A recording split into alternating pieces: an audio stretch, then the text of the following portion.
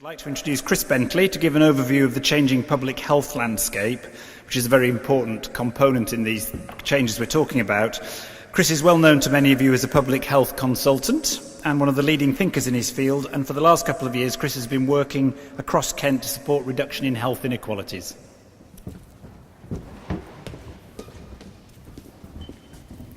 Great, thank you very much. It's great to be here, fantastic venue.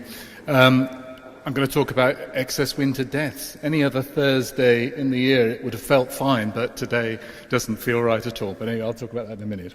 I've got two hats on really in relation to this particular subject. The first one is I'm a non-executive in a very big community health trust up in Derbyshire, and so this is the bread and butter stuff that I've been hearing about this evening that we're really working on a day-to-day basis.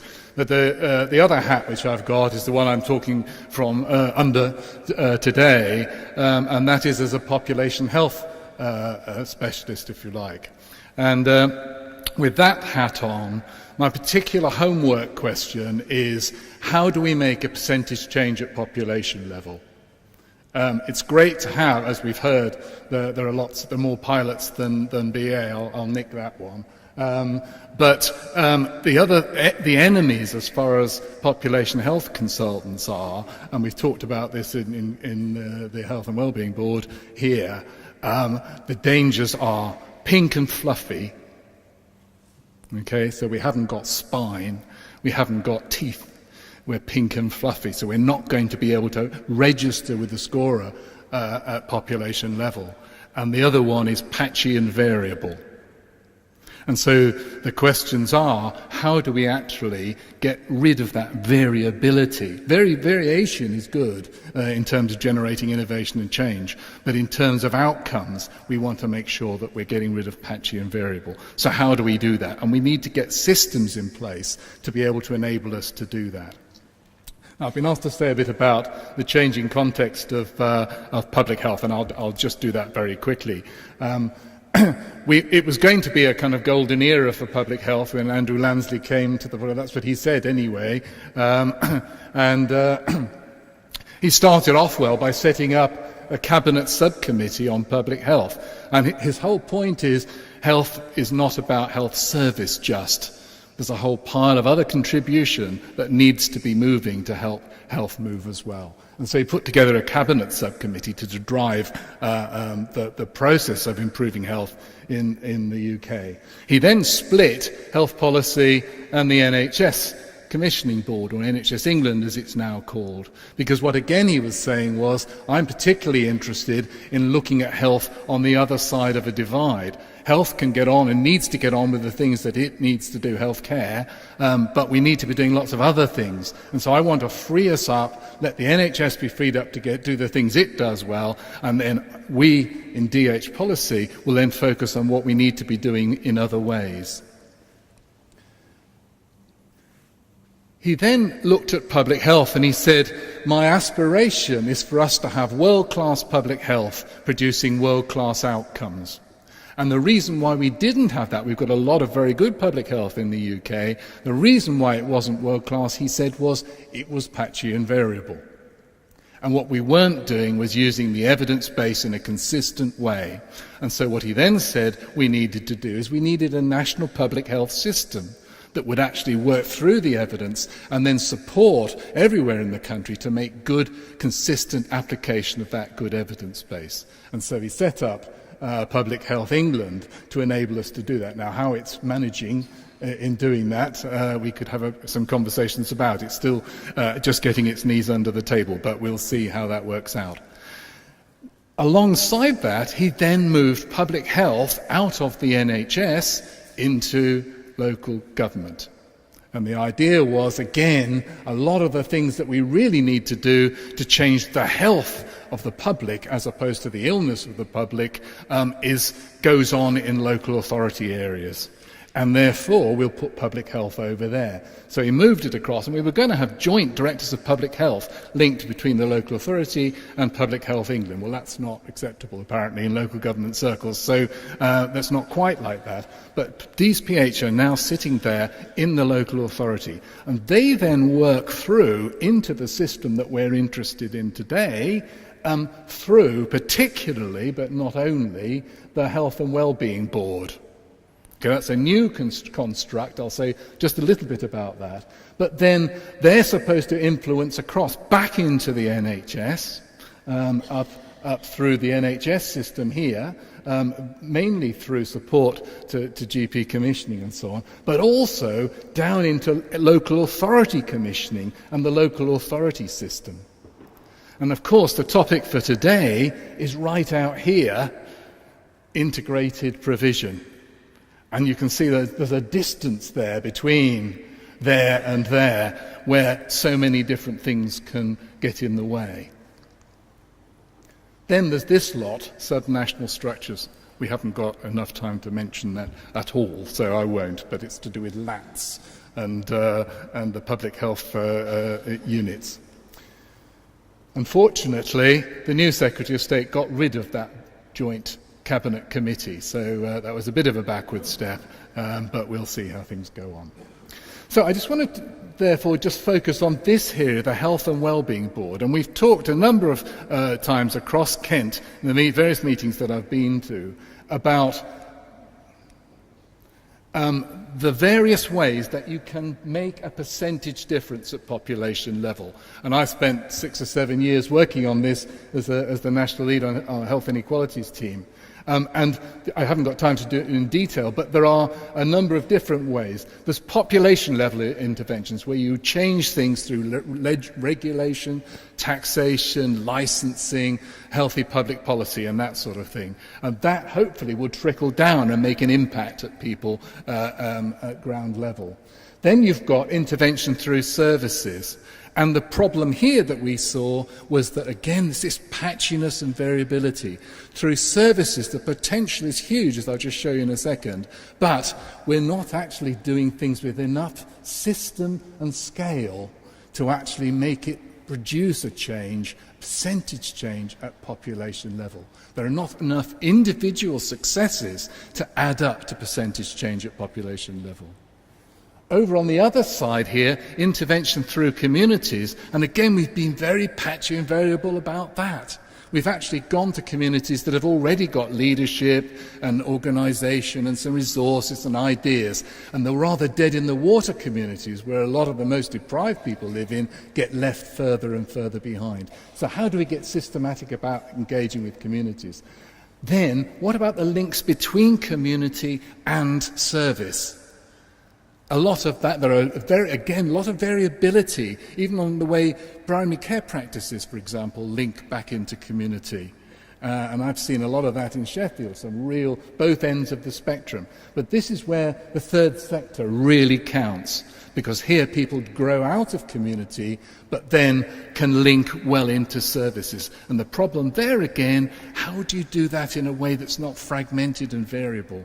How do you actually work with them as a sector? And we've seen good examples of how you can do that, but it's not so common. When all of those things come together, you've got these three things. Partnership, we heard the last speaker talking about, leadership right the way through systems, and then a good vision and strategy. And what we would say all along was, stop that being pink and fluffy. Don't just wave your arms around and sort of say, oh, we're going to point in the general direction of health inequalities or whatever. Put numbers in there, because we need to have numbers to see whether we're moving in the right direction at the right pace and in the right sort of dimension of change. That is the service spec for a health and wellbeing board. All of those things can come together in this new structure, the Health and Wellbeing Board. And that opens up a whole range of possibilities, including particularly for primary care, because CCGs are a statutory member of the Health and Wellbeing Board, together with public health, directors of social services, community services, and so on. So they're pulled together in a statutory way into an organisation that can actually make a difference. And that's where the new potentials lie. Now, I'm just going to use this example of, in a very couple of minutes, around early winter deaths, excess winter deaths. because that's a big issue in the UK. There are a lot of people dying over the winter period when we have extremes of the weather in a way that they just don't in the rest of Northern Europe, in Scandinavian countries and in Germany and whatever. You just don't get these deaths occurring, and yet they do in the UK. And we talk about the deaths because we can measure them, but we've looked into, there's a huge amount of morbidity, particularly mental health. Excess winter mental health is a huge issue. And I think that's one that we can't measure so well, so we use the deaths. Now then, how can we deal with that? How can we know there are this number, 150 or whatever, excess winter deaths taking place in this particular area? How do we actually target in there and say, what can we do with system and scale to measurably reduce that number? And the theory was, let's look at the interventions that might make a difference to vulnerable people coming into the winter period. And we made a list of 9 interventions that could possibly make that difference. Now, it turns out, and looking first at the commissioning side, that there have been a whole range of different commissioners commissioning these different things in different ways. There's the health over on the left, social care, housing, benefits, fire and rescue, then the voluntary sector, all being commissioned in different ways, not necessarily linked together. And the problem is that the poor old resident, the patient down here, is getting hit from all directions by these different people. What we can now do with health and well-being board functioning properly, and perhaps with a subgroup of that, the excess winter deaths task group, we can actually sow the seed. We can prepare the ground, rather, for sowing the seed, so that we can draw all those together, and that the patient can then have a key worker who actually can allow access or draw in access across there. The issue for commissioning is, how do we get this wiring diagram right? Okay, so that the one key worker can actually get access in these different ways. And that's the big one. And what we were looking at was things like, on the one hand, cold damp housing. How can we do about that? What about benefits and affordable warmth, the fuel poverty side? Then there's a whole range of things like falls, medication issues, vaccinations, and so on and so on. And each of those things, what we should be able to say is, if we've identified a vulnerable old person, we should make sure that they get access to all of our 9 interventions, not patchily 1 or 2 of them. And we won't be able to do that unless we get the commissioning of it right. But then on the delivery side, and the commissioning is just preparing the way for the innovation on the provider side. And we just go back to this really important slide, which I've shown a number of times across Kent, and that is looking here at long-term conditions. If there are 5.5, nearly 6 million people who've got the long-term condition of coronary heart disease, okay, only half of them know it. Of those, nearly all of them could have some form of treatment that would be really effective for them. Only half of them get it. And then, of the only half that get it, only that number will take it. Sits in the bathroom cabinet or under the sink or whatever it is. And so from starting point of 6 million, we end up with only 1 million people getting the benefits of that really evidence-based care that we all know and love. How does that work in relation to the subject of today? That can be transferred as a model into a whole range of subjects, and cold damp housing is one of them. You can start off with all those people with cold damp housing. How many know about it? How many could have something done about it? How many will get that? And then how many of those little old ladies will actually turn the heating up because they're worried about the cost of the fuel?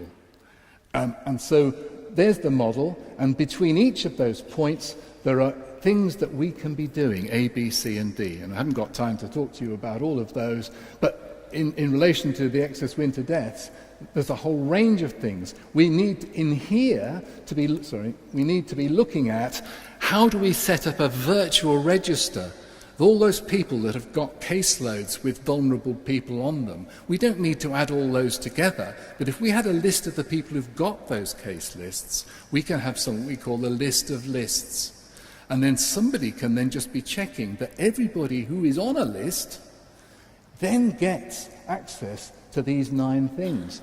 And we can actually turn it into a simple measure. Here's a little traffic light thing where we've got a caseload of somebody, and here we are, here's a range of patients with their GPs. Here are the 9 interventions, and we've done an assessment of them to say how many, let's check them on all these 9 things, and then a whole pile of them they might be fine on. There's some others that we can make some referrals around getting that sorted out, and there are some other areas that remain hotspots that we've really got to sort out.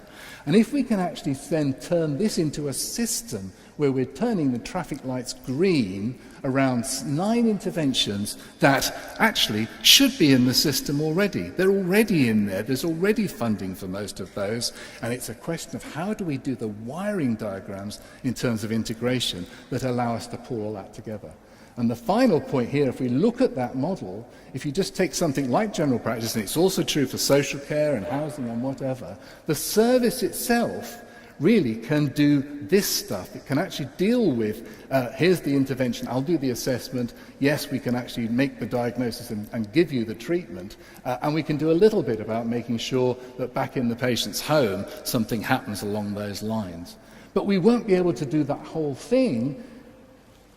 That's what needs to happen, and that's what can happen at a health and well-being board, because the partners are all there, and if we decide to do it together, we can actually do A, B, C and D, not just C+. Thanks very much indeed.